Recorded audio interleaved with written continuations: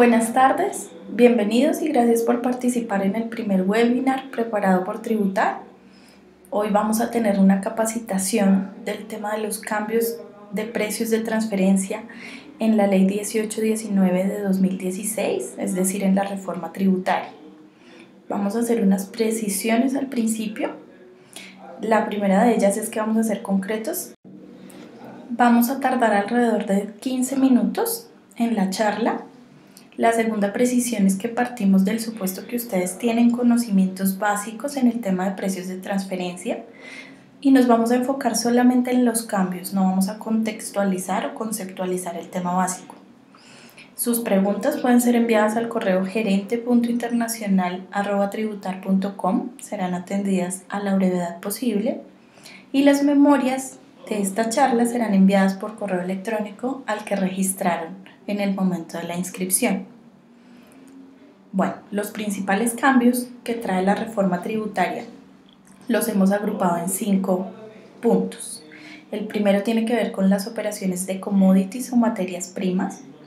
El segundo tiene que ver con un cambio que hubo en la documentación comprobatoria. Ahora se habla de 3 partes, que son el archivo maestro, el archivo local, el informe país por país. El tercero tiene que ver con el tema de paraísos fiscales. También hay un cambio sustancial en el régimen sancionatorio.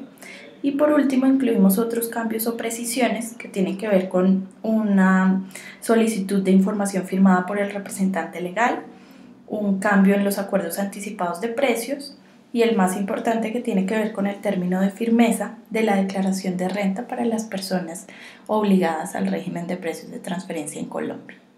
Para empezar, entonces es importante definir unos conceptos básicos. ¿Qué es BEPS? BEPS es el tema de moda en tributación internacional y de hecho pues es el motivo por el cual el gobierno nacional hizo esta reforma tributaria en materia de precios. BEPS hace referencia a la erosión de la base imponible y el traslado de beneficios que se da a partir de esos puntos débiles que hay en las tributaciones locales, lo cual permite que las empresas hagan desaparecer beneficios para efectos fiscales o los trasladen hacia ubicaciones donde existe escasa o nula actividad real del negocio. También es importante hablar de los métodos que están vigentes en el análisis de precios de transferencia que se pueden usar en Colombia, que hablamos aquí del precio comparable no controlado, el precio de reventa, costo adicionado, márgenes transaccionales de utilidad de operación y el de partición de utilidades. Es importante mencionar que la norma establece que no hay un método preferido sobre los demás. Sin embargo, en algunos casos concretos, sí establece un método de evaluación específico y de hecho, pues de esto se trata el cambio que hay en el tema de commodities o materias primas. Y por último, hablando de esto, entonces, ¿qué son los commodities? El estatuto tributario los define como bienes físicos para los que un precio cotizado es utilizado como referencia por partes independientes en la industria para fijar los precios en transacciones no controladas. Entrando en materia, la primera modificación que hubo es del artículo 260-3 del Estatuto Tributario, en el cual se establece que el precio comparable no controlado, este método, será el más apropiado para el análisis de operaciones de commodities. En este caso, la norma hace referencia al precio de cotización, que se refiere al precio del commodity en un periodo determinado, en un mercado nacional o internacional en donde se intercambian pues estos productos, y también incluye los precios que puedan ser publicados por organismos reconocidos o información disponible por parte de agencias gubernamentales en la fijación de estos precios. El segundo cambio tiene que ver con el artículo 260-5 del Estatuto Tributario y es uno de los más cercanos a la política BEPS, o esto con lo que busca acercarse el gobierno nacional a esto, y tiene que ver con un cambio en los deberes formales de los contribuyentes. Hasta este momento, los contribuyentes tienen que presentar una declaración informativa y una documentación comprobatoria.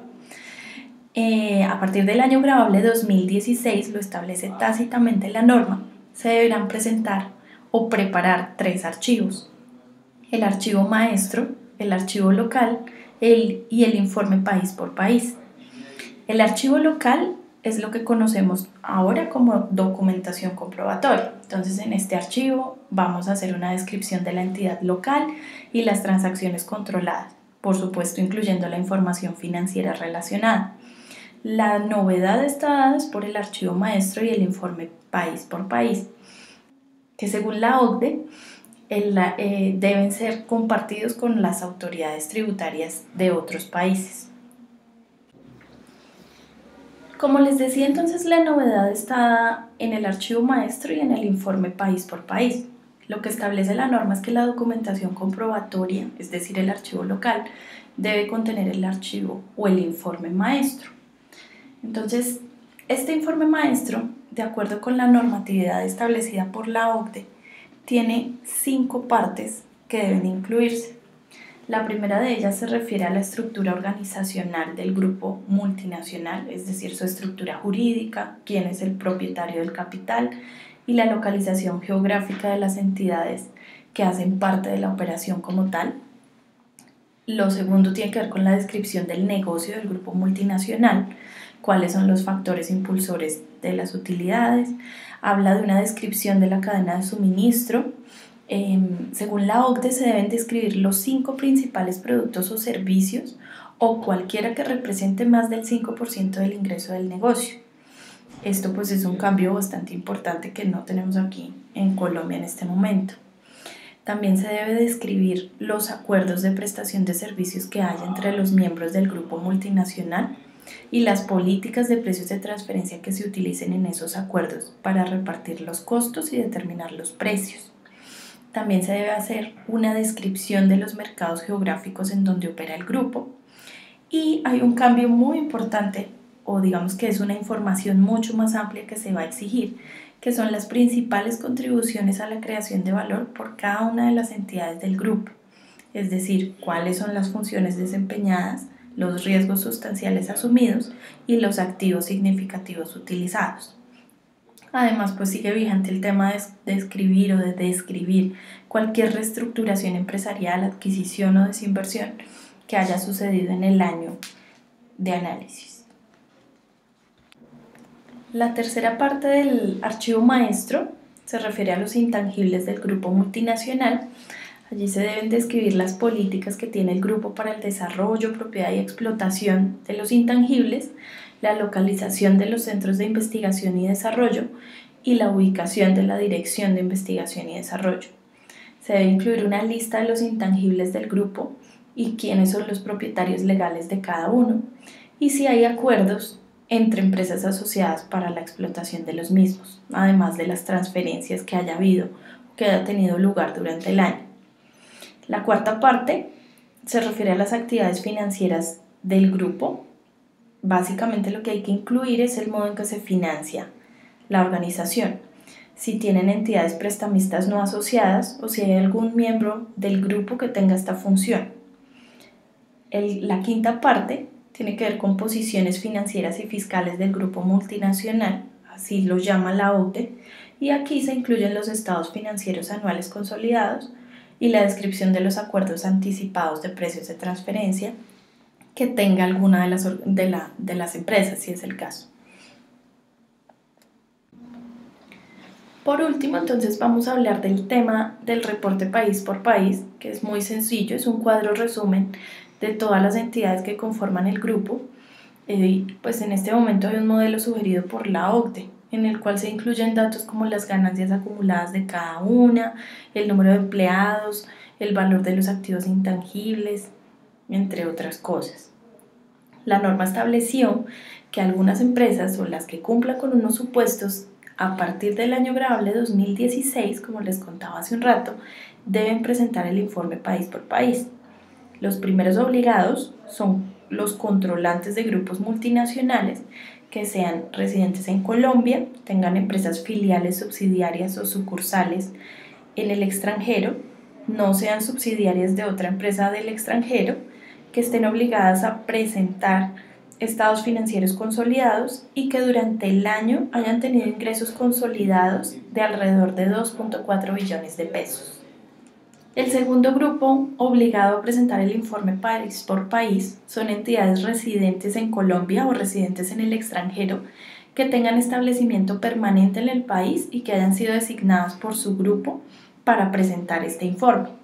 O también lo deben presentar una o más entidades o establecimientos permanentes residentes o ubicados en Colombia que pertenezcan al mismo grupo multinacional cuya matriz se ubique en el extranjero que cumplan con los siguientes requisitos, que son tener participación en los ingresos consolidados del grupo mayor al 20%, que la matriz no haya presentado ya en su país de residencia el informe país por país y que el grupo multinacional tenga ingresos consolidados de alrededor de 2.4 billones de pesos. Esto es 81 millones de VTs. El siguiente cambio tiene que ver con la modificación del artículo 260-7 del Estatuto Tributario, que hablaba de los paraísos fiscales. Ahora entonces se determina la aplicabilidad del régimen de precios para jurisdicciones no cooperantes con baja o nula imposición, que son los paraísos fiscales, y regímenes tributarios preferenciales. Estos regímenes tributarios preferenciales tienen que cumplir con dos de las siguientes condiciones para ser catalogados como tal o deben ser definidos por el gobierno nacional. Las condiciones son inexistencia o una tasa nominal de imposición más baja que en Colombia, no tener intercambio de información, falta de transparencia a nivel legal, reglamentario o de funcionamiento administrativo, inexistencia del requisito de una presencia local sustantiva, del ejercicio de una actividad real y con sustancia económica. También habla de aquellos regímenes a los que solo pueden tener acceso personas o entidades consideradas como no residentes de la jurisdicción en la que opera el régimen tributario preferencial, o los criterios que internacionalmente son aceptados. Digamos que este concepto es bastante amplio, pero está definido así. Por último, es importante mencionar que hasta la fecha la norma decía que el listado de paraísos fiscales debía actualizarse anualmente. Esto lo cambiaron y dicen ahora que deben ser actualizados solamente cuando el gobierno nacional lo decide. También hay una modificación en el artículo 260-11 que se refiere al régimen sancionatorio.